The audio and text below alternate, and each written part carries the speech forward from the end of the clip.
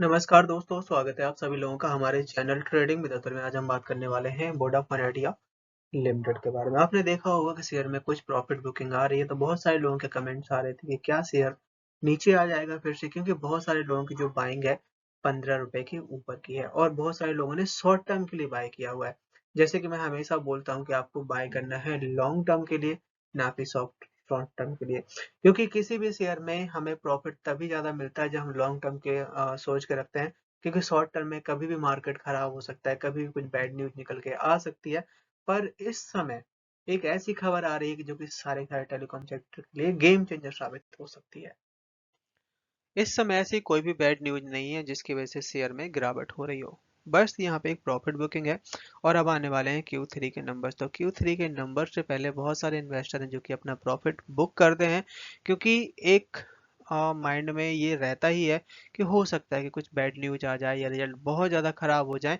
But एक तरीके से ये भी हमें सोचना चाहिए कि कुछ ऐसी न्यूज भी आ सकती है मैनेजमेंट के डिसीजन से जो कि शेयर में रैली भी बन सकती है। आपने नोटिस किया होगा कि अभी तक जितने भी रिजल्ट आए हैं शेयर में ज़्यादा डाउन साइड नहीं आई है। साथ ही बजट आने वाला है, तो बजट में बिग अनाउंसमेंट आ सकती है, सेपरेटली बजट आ सकता है टेलीकॉम सेक्टर के लिए। इसके अलावा एक बात और खबर निकल के आ रही है कि काफ़ी टाइम से टैरिफ हाइक नहीं हुआ है। तो ये हाइक होगा तो यहाँ पे सब कंपनियों के जो अर्निंग है वो बढ़ती हुई देखी जाएंगी। तो चलिए गाइस शुरू करते हैं हम अपना वीडियो। साथ ही अगर आप लोगों को हमारी वीडियो के माध्यम से थोड़ी सी भी हेल्प हो रही है तो प्लीज़ आप हमारे चैनल को सब्सक्राइब जरूर करें। साथ ही गाइस हम अपने चैनल पे गिव अवे का प्रोग्राम चला रहे हैं, जिसमें गाइस हमने 3 प्राइज सिलेक्ट कर रखे हैं जो कि आपके हेल्थ को देखते हुए। और जिसमें गाइस हमने अपना फर्स्ट प्राइज रखा हुआ है साइकिल, सेकंड प्राइज रखा हुआ है smart watch and third prize रखा हुआ है स्पोर्ट शूज। ये तीनों तीनों गाइस आपके हेल्थ के लिए बहुत अच्छे हैं। और बस आपको यहाँ पे करना क्या होगा कि गाइस आप हमारे चैनल को सब्सक्राइब करना है। और हमने अपने जो चैनल का टारगेट रखा है, 1 लाख सब्सक्राइबर का टारगेट रखा हुआ है। जैसे ही गाइस वो पूरा होगा हम आपको ये तीनों प्राइज हमारे जो लकी सब्सक्राइबर होंगे उनको देने वाले हैं। और ये गाइस आपके लिए बहुत बड़ा काम नहीं है, आप चाहें तो इसको 6 महीने में, साल भर में, जब भी आप करवाना चाहें तो करवा सकते हैं। सो गाइस प्लीज आप हमारे चैनल को सपोर्ट करिए। और इसमें पार्टिसिपेट करिएगा। 2 से 3 दिनों में ऐसा लग रहा था कि मार्केट में बड़ी गिरावट आ सकती है, बट मार्केट है जो कि इस समय निफ्टी 50 22,000 के आसपास पहुंचने वाला है, लगभग लगभग पहुंच गया है। आज के दिन 250 पॉइंट्स की तेजी बनती हुई देखी गई। बैंक निफ्टी में करीबन 300 पॉइंट्स की और आईटी में आज के दिन जबरदस्त यहाँ पे खरीदारी देखने को मिली है, करीबन 1800 पॉइंट्स की तेजी। और स्मॉल कैप का इंडेक्स में 180 पॉइंट्स की तेजी बनती हुई देखी गई। शेयर में काफी अच्छी रैली बनती हुई देखी गई। 5 रुपए के से शेयर आपका चल के सीधा 18 रुपए तक का भी हाई बनाया। इस समय 15 रुपए के आसपास काम कर रहा है और आप देख सकते हैं कि 15 करोड़ के वॉल्यूम के साथ कामकाज होता हुआ देखा गया। ये जो पिछला साल निकला है 2023 में बिल्कुल भी टैरिफ हाइक नहीं किया गया है, जिसकी वजह से जितने भी टेलीकॉम कंपनियां हैं सबको दिक्कत आती हुई देखी गई। ये जो टैरिफ हाइक ना होने की वजह से इंडियन टेलीकॉम सेक्टर यहाँ पे स्ट्रगल करता हुआ देखा जा रहा है और बहुत ही कम कैश फ्लो देखने को मिल रहा है। यहाँ तक कि वोडाफोन आइडिया की तो यहाँ पे सबसे ज़्यादा बुरी हालत है इस समय, जिस तरीके से करंट टैरिफ लेवल है। बताया जा रहा है कि यहाँ पे average revenue as per user bill बहुत ही कम है वोडाफोन आइडिया का।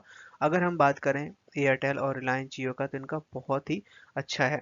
साथ ही रिसेंटली अभी जो 5G लॉन्च हुआ है 2023 में, तो यहाँ पे 5G में कस्टमर को लाने के लिए, इंटरेक्ट करने के लिए यहाँ पे फ्री में कस्टमर जोड़ने की यहाँ पे कुछ ऑफर चलाए गए थे, तो उसका भी इम्पैक्ट यहाँ दिखाई दिया है।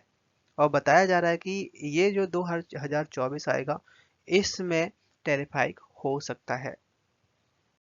ये जो 2024 का कैलेंडर रहेगा इसमें गवर्नमेंट ऑफ इंडिया की तरफ से पूरा सपोर्ट आएगा कि यहाँ पे टैरिफ हाई किया जाए, आई थिंक गर्मियों के टाइम पे, जिससे यहाँ पे चाहे आप वोडाफोन आइडिया ले लो, चाहे आप भारती एयरटेल ले लो, चाहे रिलायंस जियो, सब में यहाँ पे ग्रोथ दिखाई देगी। और माना ये जा रहा है कि करीबन 200 रुपए पर एवरेज रेवेन्यू पे इम्पैक्ट आएगा। पर रही बात अब यहाँ पे फंडिंग की, तो फंडिंग तो गाइस होगी होगी, क्योंकि उसके बगैर तो कंपनी चलेगी नहीं। अब चाहे इन्हें मतलब कुछ भी करना पड़े, चाहे इक्विटी के जरिए, चाहे अपने कुछ एसेट्स बेचें, तो यहाँ पे पूरी डिटेल के साथ में इनके जो सीईओ हैं उनकी तरफ से प्लानिंग निकल के आई है। अभी तक वोडाफोन आइडिया का जो मर्जर हुआ था, यहाँ पे वोडाफोन आइडिया को इतना ज़्यादा फायदा नहीं दिला पाया या फिर इतना ज़्यादा सपोर्ट नहीं कर पाया है। बट रिसेंटली अब है जो कि यहाँ पे वोडाफोन आइडिया दोनों ही मिलके यूएस के जो इन्वेस्टर हैं उनके साथ बात करते हुए देखे जा रहे हैं फंड जुटाने के लिए। वोडाफोन आइडिया के पास अभी करीबन 2 ट्रिलियन का यहाँ पे उधारी है। बताया जा रहा है कि 20,000 करोड़ की यहाँ पे फंड रेज की बात कही जा रही है। साथ ही कंपनी दूसरा रास्ता एक और भी निकालते हुए देखी जा रही है। करीबन 1,60,000 किलोमीटर की इनके पास ऑप्टिकल फाइबर है, उसको भी यहाँ पे ये सेल करके काफी बड़ा अमाउंट निकाल सकते हैं। तो मैनेजमेंट है जो कि इस बात पे अभी डिस्कस कर रही है। साथ ही जिसमें 14,000 करोड़ है जो कि इक्विटी के जरिए फंड जुटा सकती है, जिसमें 7,000 करोड़ की पहले बात कही थी और 7,000 और भी यहाँ पे डिस्कस किया जा रहा था। जैसे अभी हम बात कर रहे थे कि कुछ ऑप्टिकल फाइबर, कुछ यहाँ पे 14,000 करोड़, तो ऑलमोस्ट 20,000 करोड़ का फंड कंपनी बहुत जल्द जुटा सकती है। जिस तरीके से मार्केट का मूड माहौल है अपने शेयर में आ रही है प्रॉफिट बुकिंग, क्योंकि जब मार्केट का मूड खराब था तब अपने शेयर में तगड़ी रैली बनती हुई देखी जा रही थी। और जिस तरीके से यहाँ पे तेजी बनी थी, आप देख सकते हैं गिरावट का भी इम्पैक्ट वैसे ही दिखाई दे रहा है। आप देख सकते हैं कि 17 करोड़ का वॉल्यूम दिखाई दिया है और इस समय जो इनका जो मार्केट कैप है 80,000 करोड़ के आसपास पहुंच चुका है। आज के दिन शेयर ने हाई बनाया 16.2 का, लो बनाया 15.8 का, क्लोजिंग दिए 15.85 पे 1.5% तक की डाउन साइड दिखाई दी। चार्ट में नजर डाली जाए तो यहाँ पे आप देख सकते हैं कि शेयर का जो बेस है ना 15.85 के आसपास बनता हुआ देखा जा रहा है। अगर इसको ब्रेक करता है तो फिर आपका 14 रुपए तक भी जा सकता है। वोडाफोन आइडिया ने आज के दिन एक बहुत बड़ी पार्टनरशिप करी हुई है जिससे वो अपनी कॉलिंग और जो नेटवर्क है उसको इन्हांस कर पाए। सो यहाँ पे ये जो पार्टनरशिप होती हुई देखी जा रही है एनरित्सु, जो कि यहाँ पे इन्हांस कर पाएंगे इनकी कॉलिंग और एक्सपीरियंस को, जिसमें वोडाफोन आइडिया के कस्टमर को काफ़ी ज़्यादा बेनिफिट होगा, जिसमें हाई क्वालिटी वॉइस सर्विस मिलेगी। साथ ही यहाँ पे इंटरनेट भी काफ़ी स्पीड से बढ़ने वाला है। यहाँ पे टेलीकॉम मिनिस्टर अश्विनी वैष्णव का एक बहुत बड़ा अपडेट आता हुआ देखा जा रहा है। उनका कहना ये है कि टेलीकॉम सेक्टर ऑलमोस्ट फ्री है इस समय, क्योंकि काफ़ी बार क्या होता है कि जो यहाँ पे ट्रिब्यूनल हो लेवल होता है, यहाँ पे कुछ डिस्प्यूट डाले जाते हैं। अगर टेलीकॉम की सर्विस अच्छी नहीं मिल रही है या कभी कभार कस्टमर डाल देते हैं, कभी कभार कंपनी डाल देती है, तो यहाँ पे ऑलमोस्ट 99% तक रिजॉल्व कर दिए गए हैं।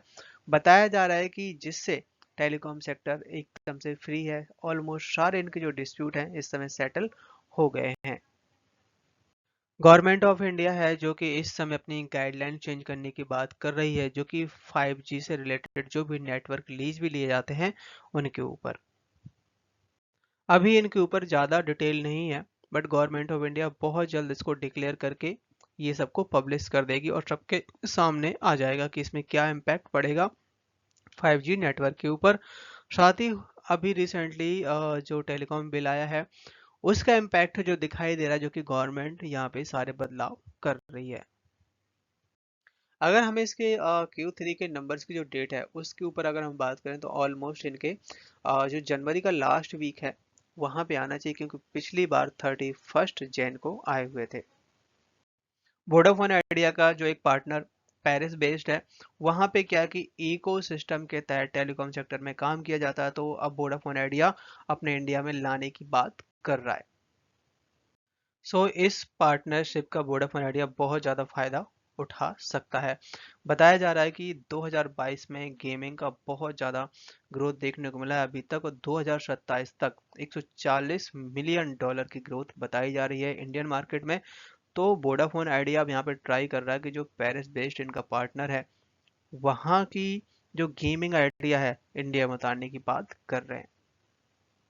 और इस पार्टनरशिप के तहत यहाँ पे जो ब्रांड का नाम भी बढ़ेगा, साथ ही स्पॉन्सर और scholarship, contact partnership, giving event, large scale unique experience, further this will be enable Vodafone Idea partner in esport to allow access the Paris based firm, जो कि यहाँ पे जो पेरिस बेस्ड फर्म की वहाँ पे सारी प्लानिंग है। यहाँ पे आपका स्कॉलरशिप है और गेमिंग का है, लार्ज स्केल पे इंडिया में उतारने की बात कर रहा है वोडाफोन आइडिया।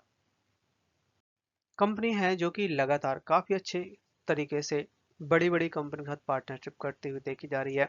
अभी रिसेंटली इन्होंने इजी माई ट्रिप के साथ में जो पार्टनरशिप करी है, जो कि वोडाफोन आइडिया के लिए गेम चेंजर साबित हो सकती है। अभी तक क्या था कि आप जो भी होटल बुकिंग, ट्रेन, बस, कैब बुकिंग जो भी आप इजी माई ट्रिप के थ्रू करते थे, उसमें क्या होता था कि आप कुछ जो पेमेंट है इजी माई ट्रिप के पास भी जाती थी, मतलब अपना कमीशन लगता था।